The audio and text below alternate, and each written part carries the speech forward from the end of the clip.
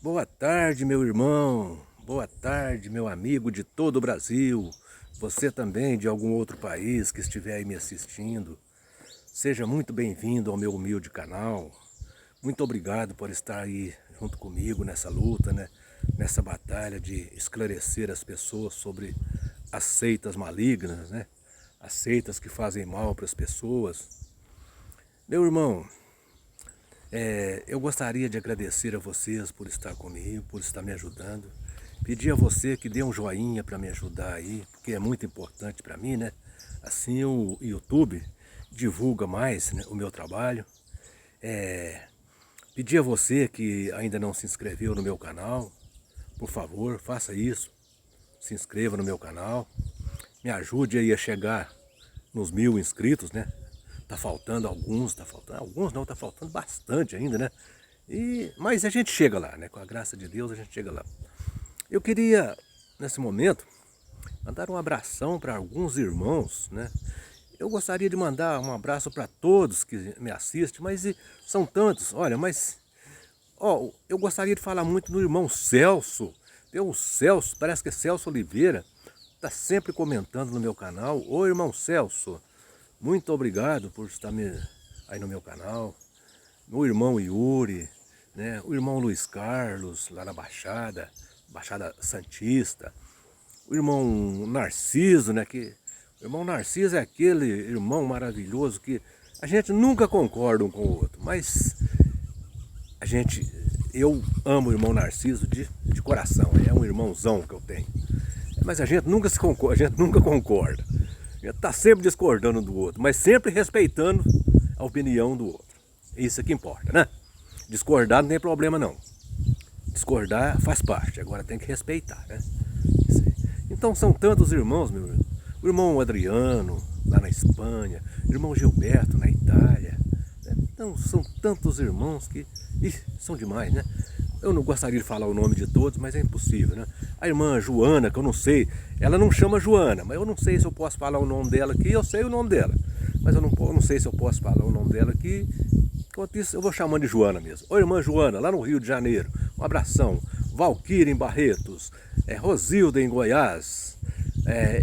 São tantos irmãos. Manuela, irmã Manuela, que eu não sei onde, também não chama Manuela também, eu não sei onde que a Manuela mora. São tantos irmãos, eu gostaria de falar, mas é impossível. São tantos, o vídeo fica muito longo. Mas ó, você, meu irmão, testemunha de Jeová, que saiu das testemunhas de Jeová, ou você que ainda continua lá, mas não está concordando com eles, liga para mim para a gente bater um papo aqui, para a gente conversar um pouquinho, prosear um pouco. Meu telefone é DDD 037, o telefone é o 99151-5617. Eu sou das Minas Gerais, uai, aqui do oeste de Minas, Gerais. Ô meus irmãos, então ó, hoje eu vou falar sobre algumas práticas de uma seita que eu conheço muito bem. Por quê? Conheço por quê? Porque infelizmente eu fiz parte dessa seita, né? Mas graças a Deus, graças ao meu bom Criador, eu acordei a tempo. É uma seita que a sua direção, os dirigentes dessa seita, né, chamada de corpo governante, eles não permitem que os fiéis aceitem uma transfusão de sangue, mesmo em caso de vida ou morte. Eles não aceitam. Imaginem, meus irmãos, uma criancinha indefesa, totalmente dependente dos pais, ali num leito de hospital. Aí chega o médico e diz assim: olha, infelizmente o estado do seu filho é grave. Ele necessita de uma transfusão de sangue. Imagine você, pai, você mãe, imagine que se fosse seu filho que estivesse numa situação dessa e o médico chegasse e falasse isso: olha, não tem outra alternativa, tem que tomar uma transfusão de sangue urgente, né? Não tem outra saída, né?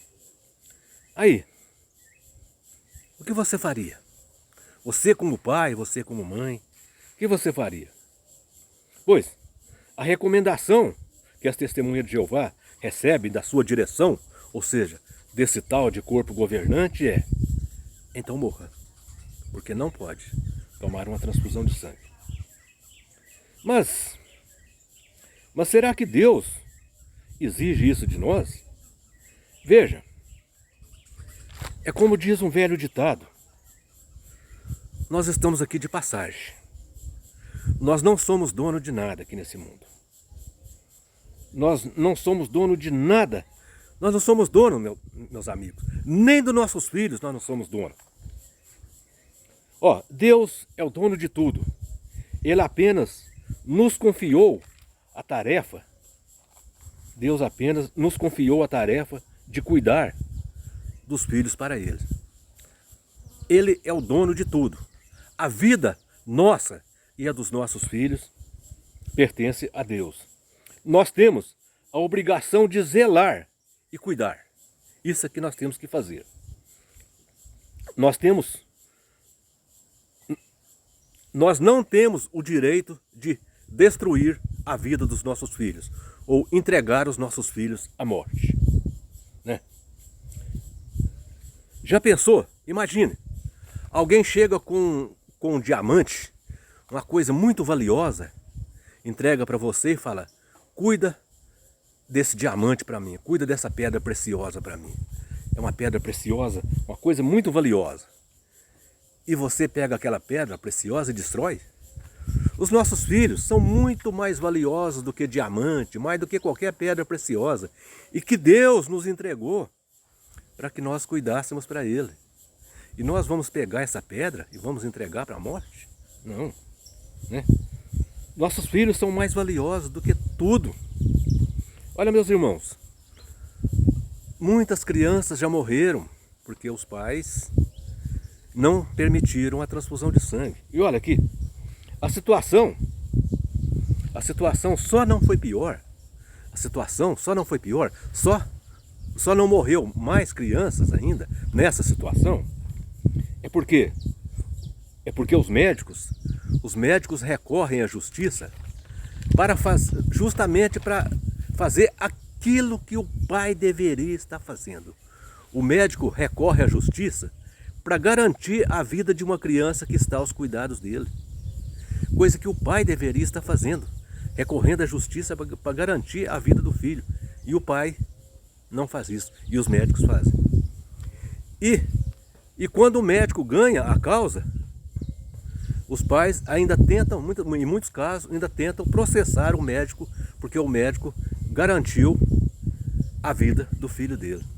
Eu vi uma reportagem há pouco tempo agora, que uma certa senhora estava em estado gravíssimo no hospital, e o médico recorreu à justiça para que ela tomasse uma transfusão de sangue, porque as testemunhas de Jeová não permitiam que ela tomasse a transfusão de sangue para salvar a vida dela. Então, o médico recorreu à justiça. A mulher se recuperou. Quando a mulher recuperou, a própria mulher tentou processar o médico que garantiu a vida dela, que recorreu à justiça para que ela tivesse o direito de viver. Isso é que eu chamo de uma ingratidão. Ainda bem, meus irmãos, que nesse caso, no caso de criança, em 99,9% dos casos, a justiça dá ganho de causa para os médicos. Ainda bem, graças a Deus, que eles ainda dão ganho de causa para os médicos. Mas não são só em caso de criança, não. Muitos adultos também estão ali em estado gravíssimo. Ele mesmo, o adulto mesmo que está ali em estado grave, recusa a transfusão de sangue, e os parentes dele e as testemunhas de Jeová, que estão ali sempre visitando, sempre sapeando ali, proíbe, não quer aceitar a transfusão de sangue. Diz que isso é lealdade a Deus. Mas eu pergunto a você, será que Deus quer isso? Será que Deus exige isso de nós? Será que Deus agrada na morte? Né? Vamos ver a resposta do próprio Deus. Vamos ver se Deus agrada disso. Vamos ver aqui a resposta do próprio Deus. No livro de Ezequiel, no capítulo 22, não, no capítulo 18, no capítulo 18, versículo 32. Vamos deixar que o próprio Deus responda para nós essa pergunta, se Ele agrada dessa atitude das testemunhas de Jeová. Veja que Deus disse assim, aqui ó, palavras do próprio Deus, não tenho prazer na morte de ninguém. Ezequiel 18, 32, Deus disse, não tenho prazer na morte de ninguém. Então Deus não quer que ninguém morre para provar lealdade a Ele, não. Deus não tem prazer na morte de ninguém, né? Agora meu irmão, vamos ver o que Deus pensa a respeito de sacrificar as criancinhas, que é isso que os pais fazem com as crianças, né? Em vez de proteger a criança, entrega a criança para a morte. Isso é um sacrifício de criança, está sacrificando as crianças. Vamos ver o que Deus disse a respeito disso. No livro de Levítico, no capítulo 20, versículos 2 ao 5, e no capítulo 18, versículos 21 a 29, presta atenção, ali Deus está alertando a Israel, né, sobre uma prática que existia naquele tempo, lá no tempo do antigo Israel. Deus está alertando sobre uma prática que existia naqueles tempos. Os pais sacrificavam os filhos a um deus chamado Moloque, né? Sacrificavam os filhos a Moloque. E nesse texto aqui, Deus está alertando a nação de Israel e os estrangeiros que residiam entre eles, que qualquer um que sacrificasse os seus filhos a Moloque deveria ser morto apedrejado. Todos ali tinham que apedrejar aquele pai que sacrificasse seu filho a Moloque. Agora, será que Deus hoje está aprovando esse sacrifício de criança que as testemunhas de Jeová faz? Sacrificando seus filhos, né? Entregando seus filhos à morte, dizendo que isso é lealdade a Deus? Deus não está pedindo isso não. Deus não quer isso não. E veja, meus irmãos, que Jesus Cristo, quando esteve na terra, Jesus encarou a vida muito a sério. Tanto é que Jesus foi acusado pelos fariseus de violar a lei por fazer cura no sábado, que era totalmente contra a lei. Jesus curava no sábado. Jesus não queria nem saber se ele encontrava ali uma pessoa endemoniada, uma pessoa cego, surdo, mudo ou um deficiente físico ali. Fosse o dia que fosse no sábado, Jesus curava. Jesus não queria nem saber que dia que era. E os fariseus estavam sempre atrás ali, tentando culpar Jesus por qualquer falha, né? E veja que certa ocasião Jesus disse para eles, vocês não conhecem a lei? Vocês não sabem que Davi, certa ocasião, estava com seus homens, e Davi estava com fome, e ele entrou no templo ali, entrou no lugar que só o sacerdote podia entrar, comeu ali os pães da preposição, que só os sacerdotes podiam fazer isso.